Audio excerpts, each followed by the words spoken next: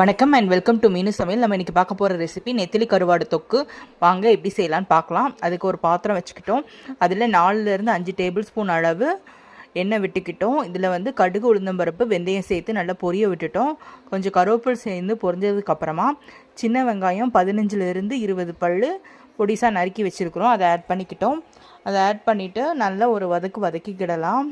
ஒரு 2 நிமிஷம் நல்லா வதங்கினதுக்கப்புறமா அதுலேயே 10லேருந்து 12 சின்ன பூண்டை வந்து சேர்த்துருக்கோம். சேர்த்துட்டு இது நல்லா ஒரு சுருளை வதங்கிக்கிடட்டும். ஒரு 5 நிமிஷம் கழித்து இதில் நம்ம தக்காளியும் பச்சை மிளகாவும் சேர்த்துக்கலாம். இப்போ இந்த தக்காளி, பச்சை மிளகாய், இந்த வெங்காயம் எல்லாம் சேர்ந்து நல்லா சுருளை வதங்குற மாதிரி ஒரு 10 நிமிஷம் நம்ம அதை கிளறி விட்டுறலாம். கத்திரிக்காய், முருங்கைக்காய் போட்டு செய்ய போகிறோம். கருவாட்டு குழம்பு நல்லாயிருக்கும். கருவாட்டு தொக்கு நீங்களும் உங்கள் வீட்டில் ட்ரை பண்ணி பாருங்கள்.